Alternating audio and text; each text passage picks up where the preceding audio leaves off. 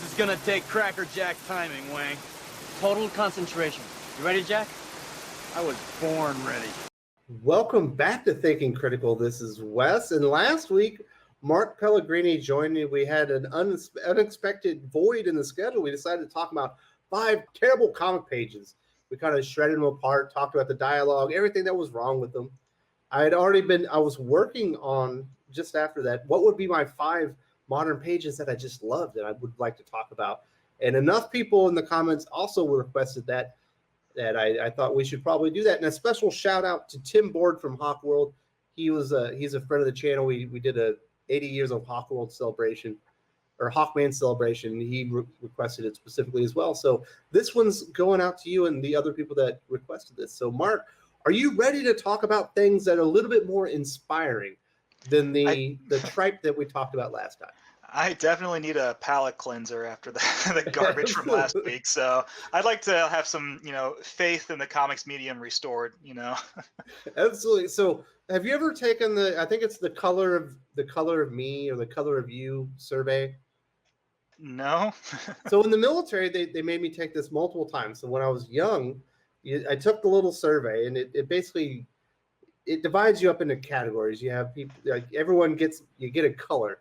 Like if you're green, which I was almost 100% green, I was a scientific-minded person. And if you're blue, you're a very empathetic person, and then you have colors for leadership and things like that.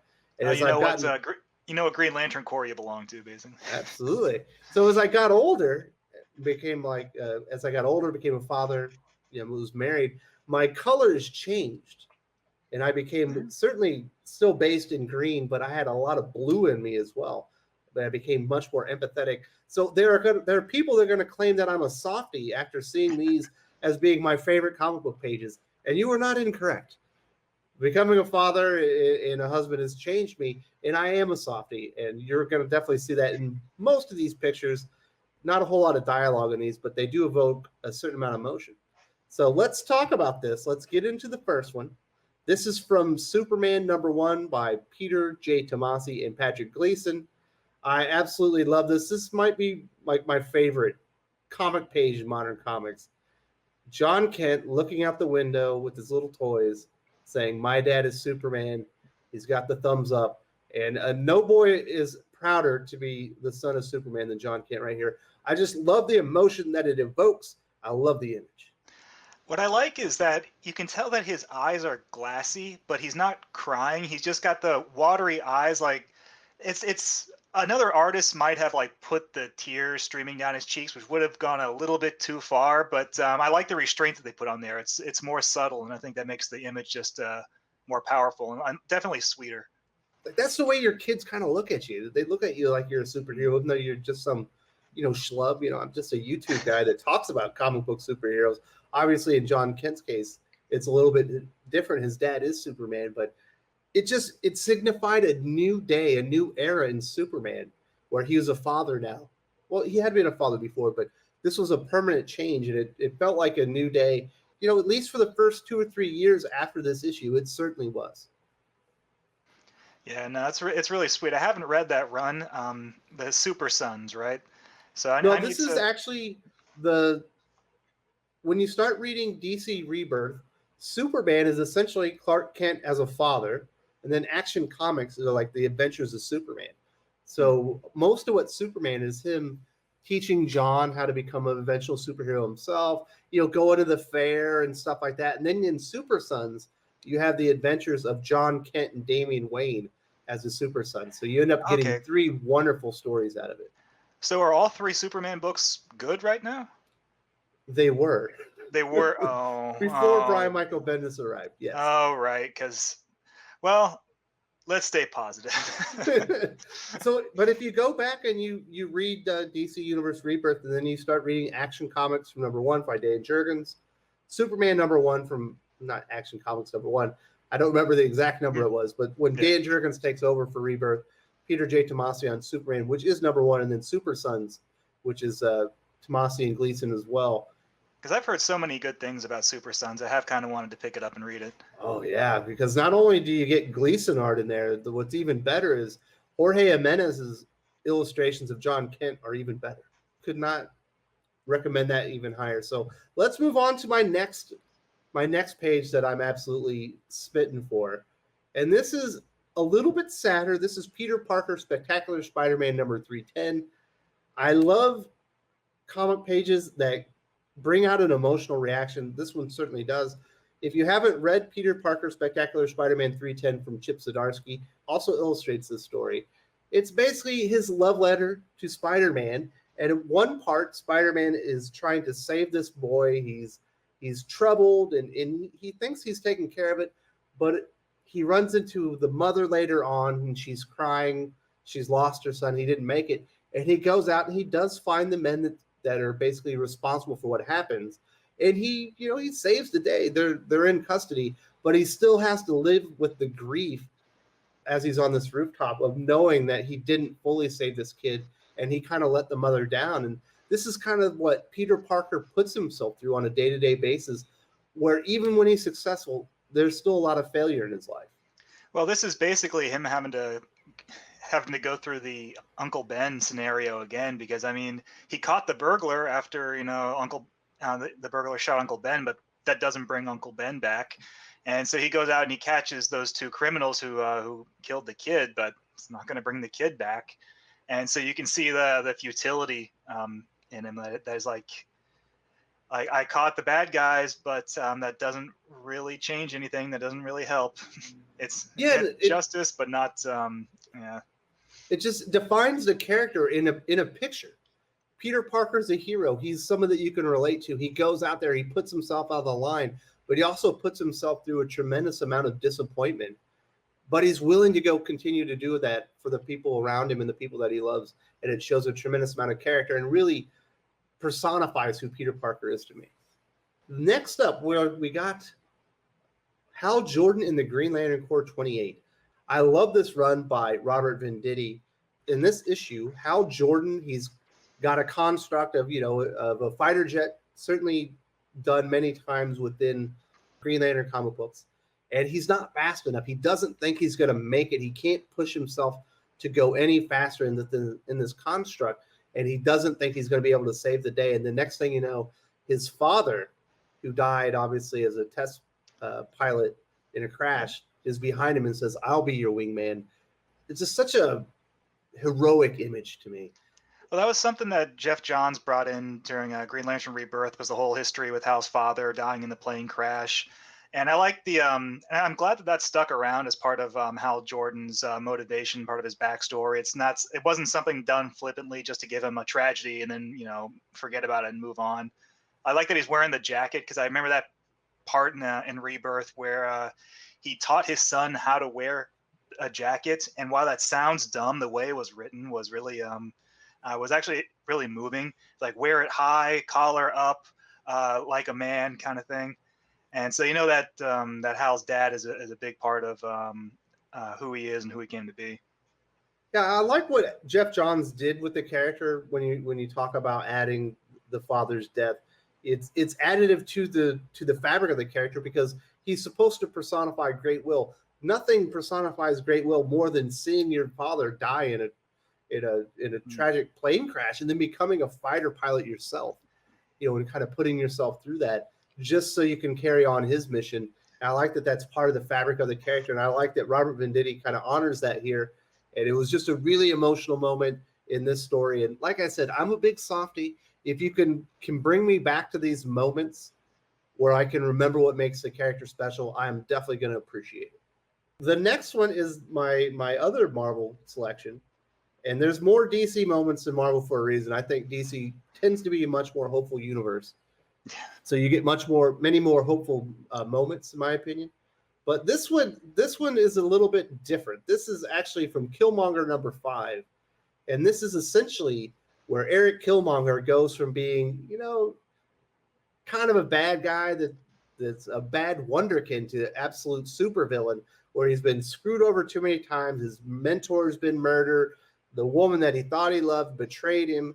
And finally he gets in this church. He brings all the people that have screwed him over into one place. He's got the mask on, and he just goes ham on everybody, and it becomes an enormous murder fest.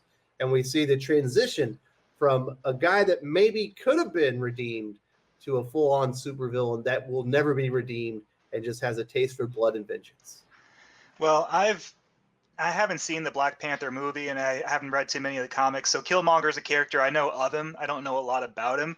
But looking at this 2-page spread, it's just, who's the artist? This is fantastic looking. Juan Freya. Juan Freya. Oh man, Yes. that top horizontal panel, that's wonderful.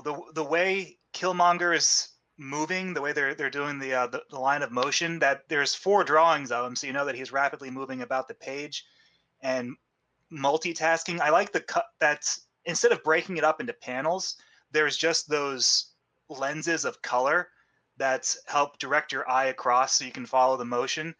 And this is just a really well laid out, well drawn and colored, or a couple Absolutely. pages.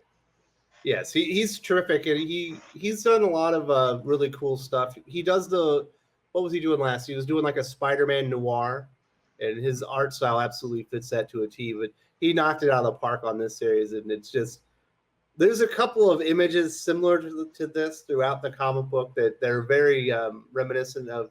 You know who Michael Mann is as a director? Yeah, he did Manhunter. Yes, he also did Heat. Very reminiscent of moments from like Heat, where it's just all out blood and guts going everywhere in these enormous battles. It's just so full of energy and kinetic and violent, and just a personification of what Killmonger will become. So I think Brian Edward Hill knocked it out of the park, making a sympathetic Killmonger prequel. But absolutely, when he's done with him, there's very little redeeming left with the character. Next up, we're going to go back to Action Comics and Superman. Have you read Up and Away? Was that in fact, I think I still own it.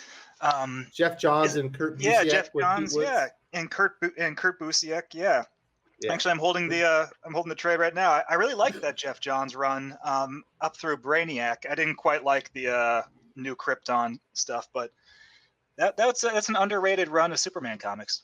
That is my favorite Superman story ever of Up and Away, because he's not Superman in the story until the very end.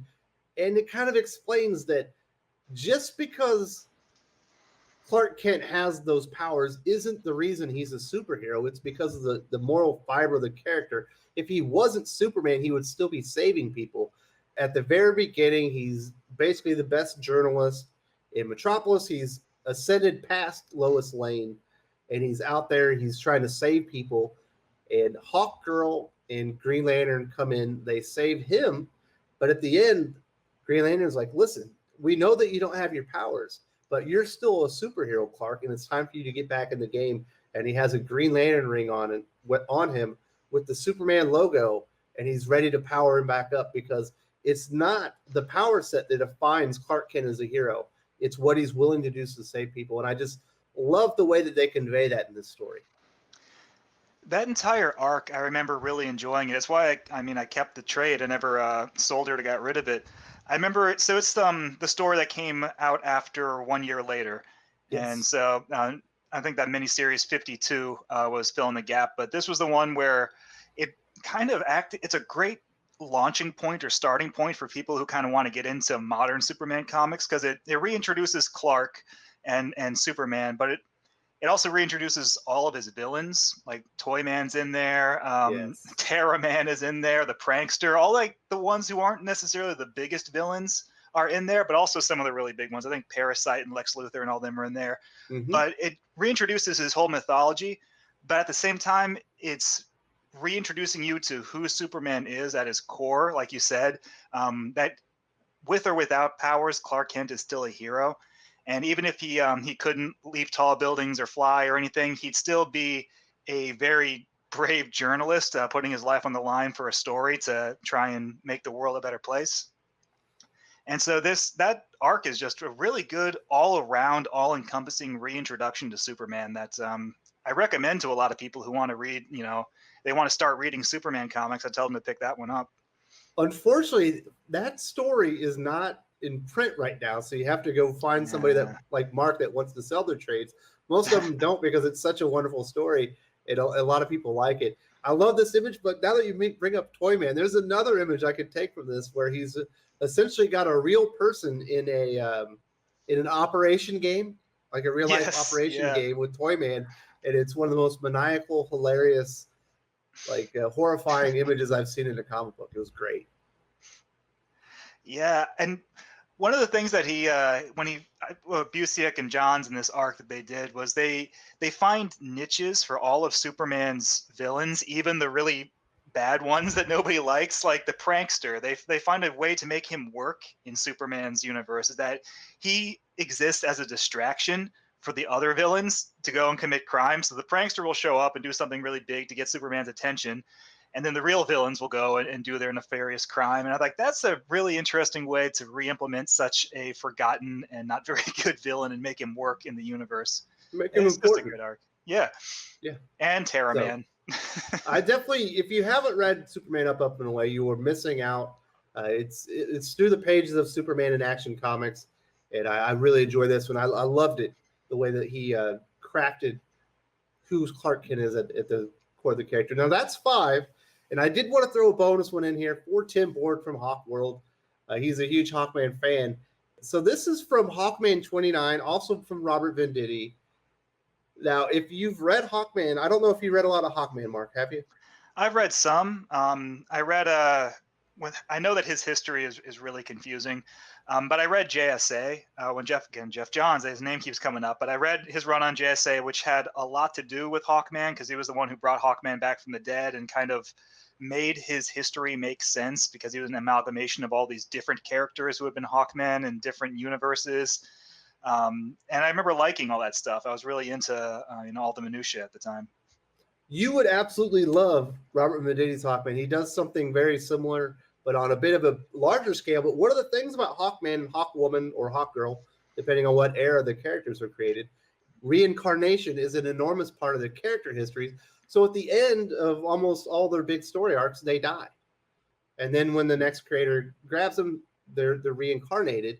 So if you're a Hawkman fan like Tim Board or a Hawkwoman fan, you essentially get to see your favorite characters get murdered over and over and over, which could be a bit depressing. Although it's with the reincarnation, it's like a phoenix rising from the ashes to a new era. But with Robert Venditti's, he finally gave them their storybook book ending. They finally atoned for the sins of Hawkman's past, and they are told, you have no more lives left. You are no longer going to be reincarnated, but you're going to have one life left, but it's going to be a very long life. It turns out they're still alive, and I think 2,000 years later, and it's Hawkman and Hawkwoman have grown old together. They have probably the most kids and grandkids you could ever imagine, and they finally got the storybook ending where they got to grow old together and see the sunset together. And that's one thing that's the point of Hawkman and Hawkwoman, is that they're in love. They're like one of the great DC Comics romances, and they're, no matter how many times they're reincarnated in different Always bodies find as each different people, they always find each other, which is why it's the one episode of Justice League Unlimited I absolutely dislike, is the one where they reveal that Shiera doesn't love Carter Hall, does not care about him at all. She's in love with Green Lantern, and it's just like you missed the point of their characters completely with that episode. So it's always nice when I read a comic and the person who wrote it just gets it, and you appreciate that. Yeah. Funny enough, Jeff Johns, when he was writing his Hawkman, which I definitely suggest, the new version of Hawkwoman there is Kendra, and she does not like Carter at all. She does not even want him to get near, and he creeps her out really bad. Yeah, I remember that. Yeah. The one thing I did not like about the run. Yeah, that's another case where, they kind of, again, missed the point on that. As much as I enjoyed the JSA run by Jeff Johns was great, but there's a couple parts where he kind of missed the point of things. But I was very happy to see the characters finally got to have their happily ever after moment in the pages of Hawkman 29. Robert Venditti knocked that one out of the park. Much more positive vibes as far as these pages. Yeah. Obviously, this is all subjective. If Mark did his top 5 or 6, it would be 5 or 6 completely different pages, and obviously anyone viewing this would be different. But gives you a little bit of insight into me as far as what I get excited about or what really moves me when I read a comic book. I do talk about action a lot, but for the most part, I really like hard-hitting, emotional moments that feel like they've been earned and they've worked towards, and when you finally get it, it just makes you feel something. Absolutely. And just when the writer who's doing, especially these legacy titles that have been around for 100 years, when you know that a writer gets it, and that's just a really good feeling. It's like oh, this guy gets it. You love it. Like that's there should be a word for it. That specific sensation when you realize that the person writing or crafting the story just 100% understands the characters and what they're doing, and it feels so good. Absolutely. Well, Mark, thank you so much for joining me. I'm glad we got to cleanse the palate and maybe make up for the sins past of all those very, very poor comic pages we made you read last week. We can't be grouchy all the time. There are nice things out there. Absolutely. So I'll talk to you later, buddy. I guess we're doing back-to-back weekends for Comic Writing 101. So we'll be talking villains next weekend. Looking forward to it.